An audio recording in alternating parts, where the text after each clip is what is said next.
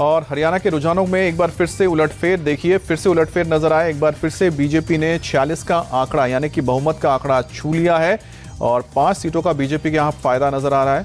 वहीं यहाँ कांग्रेस भी अब 38 पर आ गई है और बीजेपी और कांग्रेस के बीच जो फासला है थोड़ा ऊपर नीचे, कांटे की टक्कर यहाँ देखने को मिल रही है। वहीं अगर बात करते हैं जम्मू कश्मीर की, तो जम्मू कश्मीर में यहाँ कांटे की टक्कर तो फिलहाल नहीं कह सकते। अब तक के जो रुझान है उसके हिसाब से यहाँ पर पूर्ण बहुमत के साथ नजर आ रही है कांग्रेस और एनसी गठबंधन को, और साथ ही जो अन्य हैं उनके खाते में भी अच्छी खासी तादाद में 17 सीटें गई हैं और बीजेपी के लिए 22 सीटें हैं। बीजेपी के लिए सबसे महत्वपूर्ण है जो 43 जम्मू की सीटें हैं, वहां पर बीजेपी कितने सीटों पर अपने प्रत्याशी जिता सकती है, क्योंकि यही वो इलाका है जहां बीजेपी बेहद मजबूत है।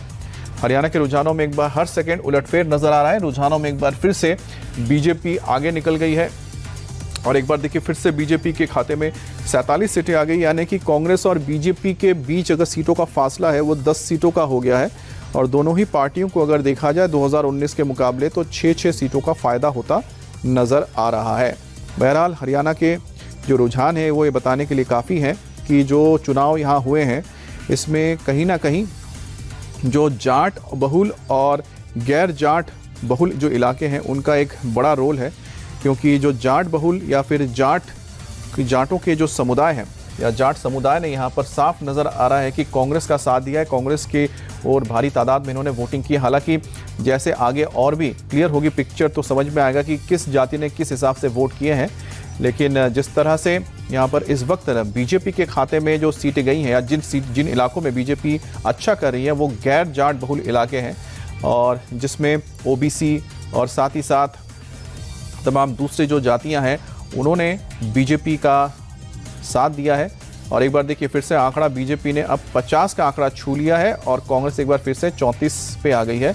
वहीं अगर हम जम्मू कश्मीर की बात करते हैं तो यहाँ पर आप देखिए कि किस तरह से 21 सीटों पर बीजेपी और 51 पर कांग्रेस और एनसी नजर आ रही है। और यहाँ पर ध्यान रख देने की बात है कि जम्मू कश्मीर में बीजेपी ने कुल 90 सीटों में चुनाव नहीं लड़ा है। बीजेपी ने चुनाव जो लड़ा है वो बीजेपी ने 43 सीटें जो जम्मू की हैं उसमें सभी सीटों पर अपने उम्मीदवार उतारे हैं। वहीं पर जो घाटी में 47 सीटें हैं उसमें बीजेपी ने 19 सीटों पर अपने उम्मीदवार उतारे हैं। और जैसे जैसे देखिए चौथे राउंड की गणना शुरू हो चुकी है। चौथे राउंड में बीजेपी यहाँ पर स्पष्ट बहुमत के साथ रुझानों में आगे नजर आ रही है। रुझान है, नतीजे नहीं है, नतीजे आने में थोड़ा और वक्त लगेगा। और यही जो नंबर्स अगर कंसोलिडेट हो जाते हैं आगे चलकर तो ऐसे में ये एक आप कह सकते हैं कि हरियाणा में जो ये तस्वीर नज़र आ रही है वो अपने आप में बहुत ही उलट रहेगी। जो एग्जिट पोल के नतीजे आए थे उसके मुत्तलिक, तो अगर इनको आप तुलना करते हैं एग्जिट पोल के लिहाज से तो एग्जिट पोल के लिहाज से बहुत ही उलटफेर ये साबित होगा। और साथ ही यहाँ पर बीजेपी और कांग्रेस के बीच कांटे की टक्कर चल रही है और इस कांटे की टक्कर में जो आंकड़े इस वक्त आपके सामने आ रहे हैं उसमें एक बार देखिए बीजेपी के 53 आ रही हैं, कांग्रेस के खाते में 31 सीटें जा रही हैं। 31 यानी कि 2019 में जो कांग्रेस के पास जितनी सीटें थी उतनी ही सीटों पर एक बार फिर से कांग्रेस यहां पर नज़र आ रही है। रोहतक सोनीपत में बीजेपी कैंडिडेट इस वक्त आगे चल रहे हैं। तोशाम से भी बीजेपी की श्रुति चौधरी आगे चल रही हैं। इसके अलावा बीजेपी के लिए इस वक्त हुडा को अपने बेल्ट में ही बड़ा झटका लगता हुआ नजर आ रहा है, यानी कि जो जाट बेल्ट है अगर वहां पर भूपेंद्र हुडा को झटका लगता है तो ऐसे में अपने आप ये बड़ी बात होती है। और 43 अगर देखा जाए तो जम्मू कश्मीर की जो हम बात कर रहे हैं, जम्मू की 43 सीटों में इस वक्त देखना होगा कि बीजेपी कितने सीटों पर आगे चल रही है, क्योंकि बीजेपी ने 43 सीटों पर अपने उम्मीदवार उतारे थे। वहीं घाटी में बीजेपी ने महज 19 ही कैंडिडेट दिए थे क्योंकि उसमें 47 सीटें थी। लेकिन बीजेपी यहाँ पर जो रुझानों में बीजेपी जिस तरह से करीब 30 का आंकड़ा पार कर रही थी, 34 तक जा रही थी, 34-35 तक, वो फिलहाल यहाँ पर जम्मू कश्मीर में आंकड़े बहुत ज़्यादा तेज़ी से बदलते हुए नज़र नहीं आ रहे। और वैसे जम्मू कश्मीर में आप ध्यान रखिएगा कि क्योंकि एक अलग वहाँ पर टेरेन है, पहाड़ी इलाके हैं बहुत सारे, तो वहाँ पर जैसे जैसे एक एक राउंड खुलेगा उस हिसाब से यहाँ पर वोटिंग के रिजल्ट में भी काफ़ी बदलाव आएगा। देखिए जैसे बोलते ही यहाँ पर बीजेपी के 23 हो गए, वहाँ पर 49 एक बार फिर से नज़र आ रहा है कांग्रेस का। और वहीं पर अगर हम देखते हैं हरियाणा की बात करते हैं तो चौथे राउंड में एक बड़ा उलटफेर जो नज़र आया, यानी कि तीसरे राउंड के बाद से लगातार जो चौथे राउंड में पहुँचे हैं जैसे ही काउंटिंग शुरू हुई है, बड़ा बदलाव यहाँ पर नज़र आ रहा है। बीजेपी के जो नंबर्स हैं वो भी देखिए 50 से थोड़ा नीचे आ गया, 49 हो गया, नहीं तो 50-51 तक पहुंच गया था बीजेपी का आंकड़ा। और वहीं पर यहाँ पर 4 सीटों का फ़ायदा यहाँ पर एक बार फिर से कांग्रेस को होता हुआ नज़र आ रहा है। तो कुल मिलाकर अगले कुछ 1 घंटे तक ये जो आंकड़े हैं ऐसे ही ऊपर नीचे होते रहेंगे। लेकिन बड़ी बात यह है कि जिस तरह से शुरुआती रुझान थे, जिसके बाद तस्वीरें हम देख रहे थे कि इतना बड़ा फेरबदल इस वक्त नज़र आ रहा है, बड़ा उलटफेर ये नज़र आ रहा है। और साथ ही साथ एग्जिट पोल के हिसाब से अगर देखा जाए तो एग्जिट पोल के हिसाब से तो एक बार फिर से देखिए 10 सीटों का एक बार फिर से दोनों ही पार्टियों के बीच ये फासला फिर से 10 सीटों का आ गया है। हालांकि यहाँ पर 37 तक कांग्रेस फिर से पहुँच गई है, 6 सीटों का यहाँ पर उसे फ़ायदा होता नज़र आ रहा है और 47 सीटों पर बीजेपी, 6 सीटों का फ़ायदा बीजेपी को होता हुआ भी नज़र आ रहा है, जिनसे बीजेपी के कृष्णलाल मिधा भी आगे चल रहे हैं। लोहारू से मंत्री जेपी वो भी आगे चल रहे हैं। रोहतक सीट से बीजेपी के मनीष ग्रोवर आगे चल रहे हैं। देखिए यार, ये रोहतक का मतलब कि रोहतक वो सीट है जहाँ से हुड्डा परिवार आता है। तो अब हुड्डा परिवार के गढ़ में अगर बीजेपी के प्रत्याशी आगे चल रहे हो तो ऐसे में बड़ा सवाल है। देखिए एक बार फिर से रुझानों में कांग्रेस को ज़्यादा यहाँ पर 8 सीटों का फ़ायदा होता नज़र आ रहा है, बीजेपी को 4 सीटों का। हालांकि बीजेपी यहाँ पर 45 पर नज़र आ रही है। तो अगर यही देखिए आंकड़े फिर से बदल गए, 45 पे बीजेपी, 40 पे यहाँ पर कांग्रेस आ गई है। तो अभी तक लग रहा है कि जिससे जैसे ईवीएम की पेटियाँ खुलती जाए, नांगल चौधरी से बीजेपी के अभय सिंह भी आगे चल रहे हैं।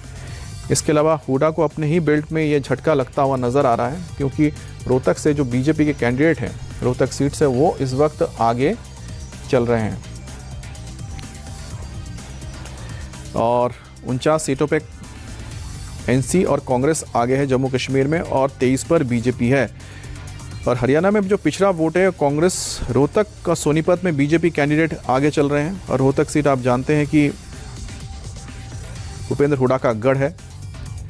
इसके साथ ही हरियाणा में जो पिछड़ा वोट है वो कांग्रेस से थोड़ा सा हटता हुआ नज़र आ रहा है। इसी वजह से जो आंकड़े यहाँ पर थोड़े अलग नज़र आ रहे हैं, क्योंकि करीब 20% जो है एससी वोट है, और एससी वोट जिनके साथ जाते हैं उनका फ़ायदा होता है। अगर जाट वोट अगर कांग्रेस के साथ है और 20% उसमें एससी का आ जाता है, तो ऐसे में जो आंकड़ा है करीब ये 46-45% तक पहुंच जाता है, जो किसी भी सीट पर जीत दिलाने के लिए काफ़ी अहम रोल निभाता है। लेकिन अगर इस वोट में यानी पिछड़े वोट में अगर सेंधमारी होती है, अगर बढ़ता है, तो ऐसे में नतीजे कुछ अलग आते हैं। देखिए एक बार फिर से कांग्रेस 40 का आंकड़ा पार करके 41 पर है और बीजेपी 44 पर चल रही है। तो बहुत तेज़ी से ये एक बदलाव बहुत तेज़ी से ऊपर नीचे जा रहे हैं। कभी कांग्रेस का आंकड़ा 40 को क्रॉस करता है तो कभी उसके नीचे चला जाता है, और बीजेपी का भी कभी 50 का आंकड़ा क्रॉस करते हैं बीजेपी वाले, या फिर बीजेपी का उससे नीचे आ जाता है। तो बहरहाल कुछ और राउंड के बाद ही ये कंसोलिडेट हो जाएंगी। जब ये आंकड़े और ज़्यादा स्थिर हो जाएंगे तब समझ में आएगा कि आखिरकार जो आखिरी स्वरूप क्या रहता है हरियाणा में इस इलेक्शन को लेकर। हालांकि जम्मू कश्मीर की अगर बात की जाए, जम्मू कश्मीर में बहुत ज़्यादा ये नज़र नहीं आ रही हैं चीज़ें, और ना ही यहाँ पर बहुत ज़्यादा चीज़ें इस वक्त दिख रही है वहाँ बदलते हुए। 49 पे कांग्रेस और एनसी ही नज़र आ रही है, 23 पे बीजेपी नज़र आ रही है, और अन्य जो है वो 18 पे ही नज़र आ रहे हैं। तो एक बार फिर से आप देख रहे हैं बीजेपी का जो आंकड़ा है वो 45 तक पहुँच गया है, और अब देखिए 46 फिर से 46 हो गया है। तो ये जो आंकड़े हैं लगातार इस वक्त बदल रहे हैं। बीजेपी के उम्मीदवारों के मार्जिन भी लगातार बढ़ भी रहे हैं हरियाणा में, और हरियाणा के इलेक्शन में बहुत महत्वपूर्ण हो जाएगा कि अगर तीसरी बार यहाँ पर अगर ये आंकड़े जो रुझान हैं, ये रुझान अगर फाइनल हो जाते हैं, तो ऐसे में देखिए बीजेपी को स्पष्ट बहुमत यहाँ पर दिख रहा है। 47 का स्पष्ट बहुमत है 90 की विधानसभा में। तो ऐसे में तीसरी बार अगर बीजेपी की सरकार बनती है तो हरियाणा में अपने आप में एक बड़ा ऐतिहासिक आप कह सकते हैं कि लम्हा होगा बीजेपी के लिए। हरियाणा के चुनाव की अगर बात की जाए, चुनावी इतिहास की, कि वहाँ पर लगातार बीजेपी तीसरी बार अगर सरकार बनाती है, अगर ये आंकड़े पूरी तरह से फाइनल हो जाते हैं, यही रुझान अगर फाइनल आगे तब्दील हो जाते हैं, तो यहाँ पर 48 पे बीजेपी है, 7 सीटों का फ़ायदा।